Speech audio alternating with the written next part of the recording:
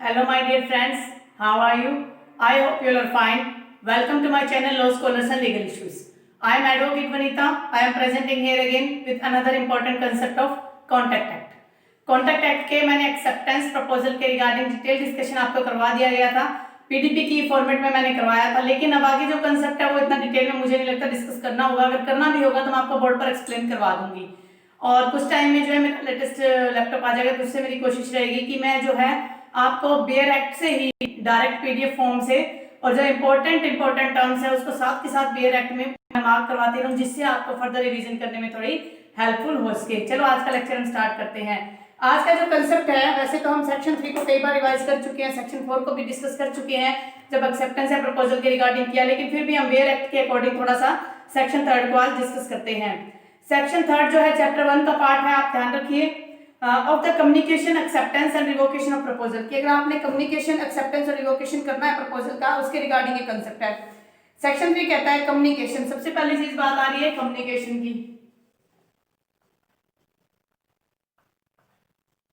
फिर बात आ रही है एक्सेप्टेंस की,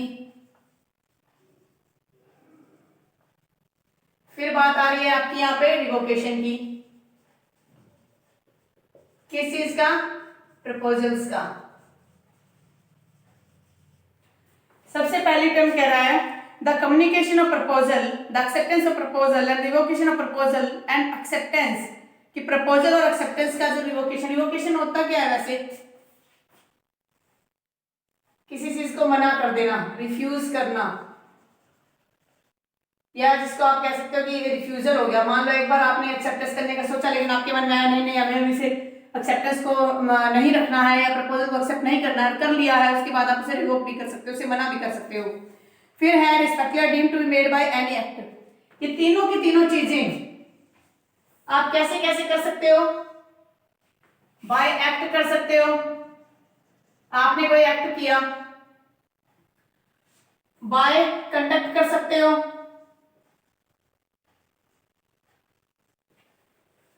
कह रहे हैं कि बाय एक्ट और omission, by conduct, by omission.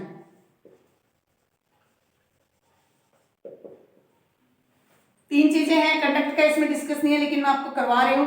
Accepting और रिवोकिंग, कि वो एक्सेप्ट करना चाह रहा है प्रपोजल को, एक्सेप्ट करना चाह रहा है, रिवोक करना चाह रहा है। फिर कह रहे हैं by which he intends to communicate such proposal, acceptance और revocation which has the effect of communicating it. अगर मान लो उसका इंटरेस्ट है, मान लीजिए एक व्यक्ति है, प्रपोजल भेजा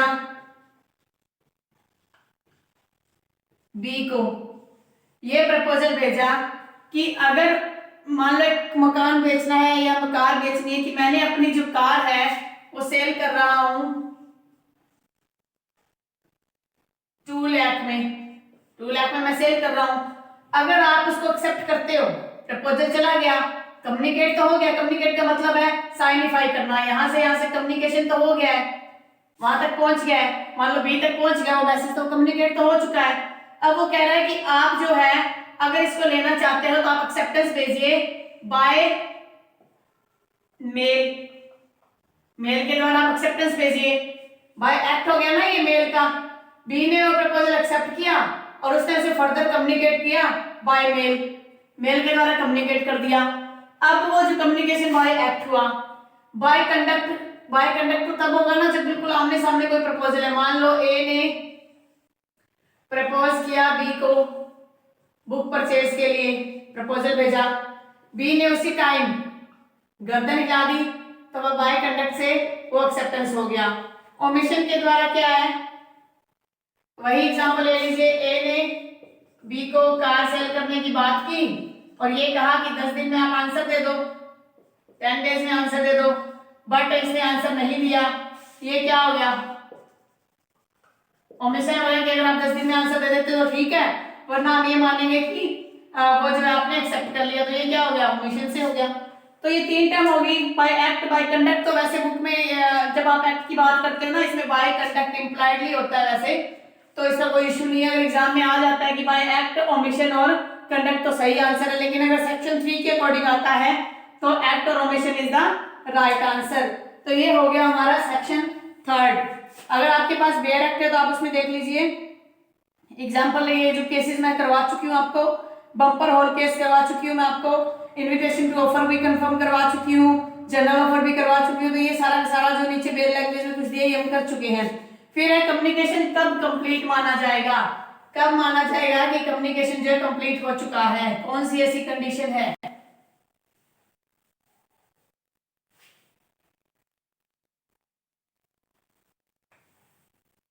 सेक्शन 3 जो है वो कम्युनिकेशन एक्सेप्टेंस और रिवोकेशन की बात करता है प्रपोजल के। सेक्शन 4 ये कहता है कम्युनिकेशन वन कंप्लीट, कम्युनिकेशन कब कंप्लीट हुआ माना जाएगा, क्या इसकी कुछ कंडीशंस है वो हम देख लेते हैं सेक्शन 4 में।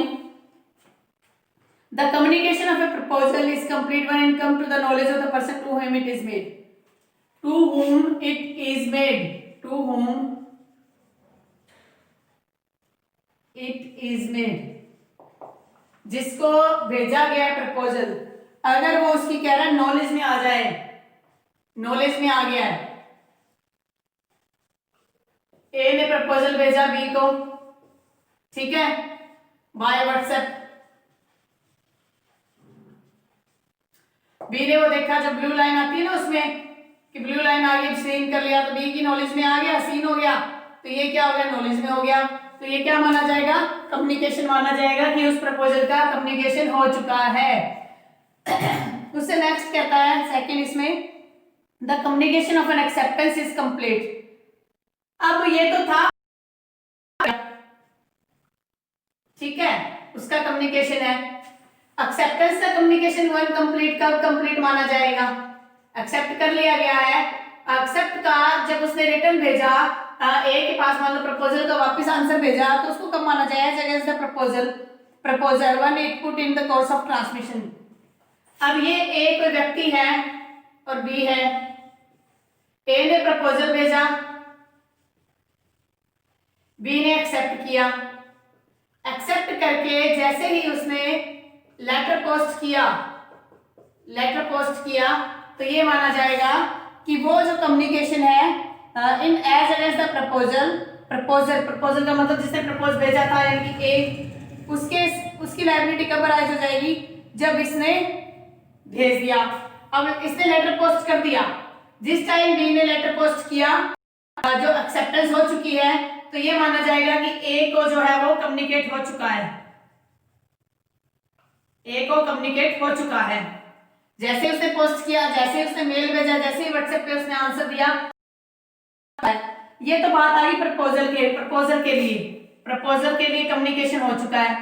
अब बात आती है जो एक्सेप्टर है उसके लिए कब होगा, एक्सेप्टर के लिए कह रहा है when it comes to the knowledge of the proposal.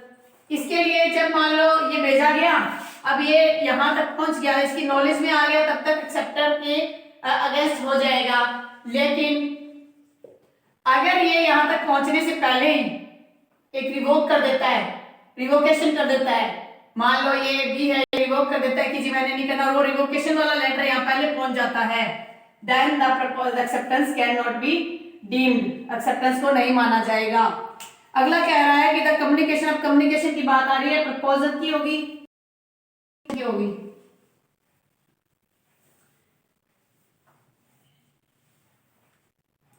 दो होते हैं ना, एक तो होता है प्रपोजल जिसने प्रपोज किया, एक होता है एक्सेप्टर जिसने एक्सेप्ट किया, अब एक होता है रिवोक, रिवोक कर दिया। कह रहा है the communication of revocation is complete as against the person who makes it, जिस व्यक्ति ने रिवोक कर किया है, it put into the course of transmission, जैसे इसे ट्रांसमिशन में किया, ट्रांसमिशन का मतलब है बाय पोस्ट हो सकता है, ट्रांसमिशन के लिए भेजा, it can be by post, by mail, by WhatsApp और एनी अदर मोड, जो भी एजेंट भेजा है, कुछ भी किया, जिस दिन अब ए और बी का प्रपोजल और एक्सेप्टेंस हो चुकी है, एक्सेप्टेंस कर दी इसने, ठीक है, साथ में इसका फिर मन बदल गया, इसने रिवोक, अभी एक्सेप्टेंस तो ए तक पहुंचा नहीं, रिवोक पहुंच गया, तो रिवोक का कम्युनिकेशन माना जाएगा कि ए तक हो चुका है। फिर कह रहा है put into the course of transmission, अब इसकी तरफ से रिवोक हो चुका है, अब मान लो ये ए नहीं पहुंचा, अब ये बी कहता है कि जी मेरा तो रिवोक जो मानना ही नहीं जाएगा। मानना क्यों नहीं जाएगा? जब इसने पुट इन ट्रांसमिशन कर दिया, ए बी ने जो पुट इन ट्रांसमिशन कर दिया, ये माना जाएगा कि उसने अपनी तरफ से रिवोक कर दिया। अब अगर वो आगे आगे क्लेम करता है कि मुझे जो है जो आपने प्रपोजल भेजा था मुझे वो प्रपोजल एक्सेप्टेंस है, तो माना नहीं जाएगा क्योंकि रिवोकेशन वाला पहले पहुंचा गया है या जैसे भी है। फिर कह रहा है so as to be out of the power of the person who makes it, जिस व्यक्ति ने पावर पाया उसको एज एज द, कहता है कि जिसके पास पावर थी रिवोक करने की उसने भेज दिया, इन ट्रांसमिशन कर दिया, पुट इन ट्रांसमिशन जब हो गया उसके बाद ये माना जाएगा कि अब जो है कम्युनिकेट हो चुका है। फिर बात आती है against the person to whom, अब मान लो ए और बी है, बी ने रिवोक का भेज दिया इसकी तरफ से, तो ये हो चुका है कम्युनिकेट, ये अब यहां तक पहुंचेगा। जिसके पास भेजा था कह रहे हैं कि उसकी नॉलेज में, अब इसकी नॉलेज में आ गया ए की, तो अब ये रिवोकेशन माना जाएगा। कहने का मतलब है कम्युनिकेशन ऑफ प्रपोजल क्या होता है कि जब ए ने कोई कांटेक्ट किया और उसने बी के पास भेजा, बी की नॉलेज में आ गया तो वो कम्युनिकेट हो चुका है। बी ने जो एक्सेप्टेंस दिया, एक्सेप्टेंस जैसे पुट इन ट्रांसमिशन कर दिया उसने एक्सेप्टेंस का, तो ये माना जाएगा कि बी की तरफ से वो एक्सेप्ट हो चुका है। और अब जब ए की नॉलेज में आएगा, ए तक वो पहुंच जाएगा, तब वो माना जाएगा कि ए की भी लायबिलिटी अराइज हो जाएगी। बात आती है रिवोकेशन की। रिवोकेशन जिसने भेजा है, जिसके पास अथॉरिटी है, पुट इन ट्रांसमिशन किया, तो माना जाएगा उसकी तरफ से रिवोक हो चुका है। जब फर्स्ट पार्टी के जो नॉलेज में आ जाएगा तो ये माना जाएगा कि इसके वो रिवोकेशन का कम्युनिकेशन हो चुका है। इसके लिए आप एग्जांपल देख लीजिए, क्योंकि कॉन्ट्रैक्ट एक्ट और आईपीसी इन दोनों के एग्जांपल मोस्ट इंपोर्टेंट है। आप इनके एक भी एग्जांपल को नहीं छोड़ोगे, क्योंकि अगर आपने इनके एग्जांपल को मिस कर दिया तो आपका जो है प्री का पेपर निकलना तो पॉसिबल ही नहीं होगा। क्योंकि जो एग्जांपल बेस्ड दिया जाता है, कॉन्ट्रैक्ट में से क्वेश्चन आती हैं, वो एक तरीके से प्रॉब्लम्स आती हैं लिखी हुई, थोड़ा सा मॉडिफाई करके दे दिया जाता है कि स्टूडेंट जो है कंफ्यूज हो जाएंगे। एग्जांपल क्या है? ए प्रपोजेस बाय लेटर। ए है, मैं आपको समझा देती हूँ। ए ने प्रपोजल भेजा, किसके थ्रू भेजा? बाय लेटर के थ्रू भेजा, ठीक है। फिर कह रहा है to sell a house to B certain price, कोई भी सेल के रिगार्डिंग ले लीजिए। Communication of the proposal is complete, जब बी ने रिसीव किया तो ये माना जाएगा कम्युनिकेशन ऑफ प्रपोजल हो चुका है, क्योंकि नॉलेज में आ गया ना, कम्युनिकेशन ऑफ प्रपोजल हो गया। सेकंड एग्जांपल कहता है B accept as a proposal. अब बी ने एक्सेप्ट कर लिया, एक्सेप्ट कर लिया ए का प्रपोजल। फिर कहता है लेटर से उसने पोस्ट कर दिया, इसने पोस्ट कर दिया लेटर। जैसे इसने लेटर पोस्ट किया, the communication of acceptance is complete, इसका कम्युनिकेशन ऑफ एक्सेप्टेंस माना जाएगा अगेंस्ट ए। अब इसकी लायबिलिटी कब अराइज हो जाती है? जब ये लेटर पोस्ट हुआ, लायबिलिटी आ गई, यानी कम्युनिकेट हो गया। और एक्सेप्टेंस की, एक्सेप्टेंस के बाद किसका होगा? जब इसकी नॉलेज में आ जाएगा तो ये माना जाएगा कि ये एक्सेप्ट हो चुका है। यही बात है एज अगेंस्ट बी। बी के अगेंस्ट कैसे होगा? जब बी का जो लेटर है रिसीव कर लिया गया ए के द्वारा। कहने का मतलब है कि ए ने प्रपोजल भेजा, बी की नॉलेज में आ गया तो वो कम्युनिकेट हो चुका है। बी ने एक्सेप्ट कर लिया, जैसे उसने पोस्ट किया तो ए के लिए माना जाएगा कि कम्युनिकेट हो चुका है। अब जब इसने रिसीव कर लिया तो माना जाएगा कि बी के लिए भी कम्युनिकेट हो चुका है। फिर तीसरा एग्जांपल है A revoke his proposal by telegram. अब क्या करता है? ए जो है रिवोकेशन भेज देता है, रिवोकेशन भेज देता है बाय टेलीग्राम। टेलीग्राम से रिवोकेशन भेज दिया कि मैंने जो प्रपोजल दिया था वो आप एक्सेप्ट ना करो, मैं उस पर मना कर रहा हूं। The revocation is complete as against A. A के हिसाब से रिवोकेशन कब कंप्लीट हो जाएगी? जब वो टेलीग्राम डिस्पैच कर दिया। जब डिस्पैच हो गया उसी टाइम कंप्लीट माना जाएगा कि इसकी तरफ से कंप्लीट हो चुका है, ठीक है। फिर कहता है B revoke his acceptance by telegram. B revocation is complete जब बी का, जब मान लो बी रिवोक करना चाहता है, ट्रांसमिशन किया, जैसे उसने लेटर पोस्ट किया टेलीग्राम से भेजा, उसी टाइम से माना जाएगा कि वो रिवोक हो चुका है। तो ये है हमारा concept communication one complete. Communication कब कंप्लीट होता है?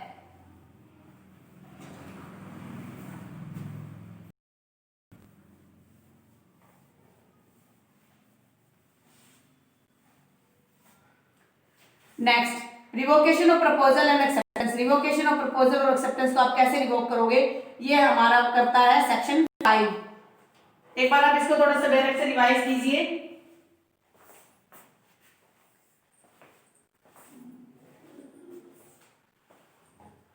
सेक्शन 5 कहता है revocation of proposals and acceptance.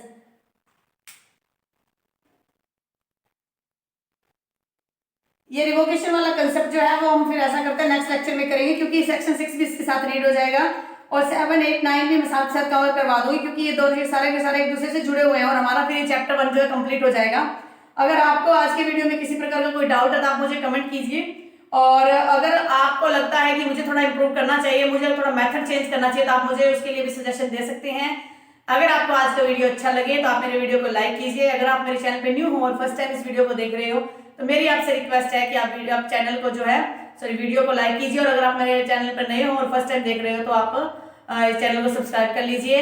और कोरोना के इस काल में आप अपने फैमिली मेंबर्स का, अपने नेबरहुड का ध्यान रखिए। Stay home, stay safe, stay healthy. Thank you for watching. Have a nice day.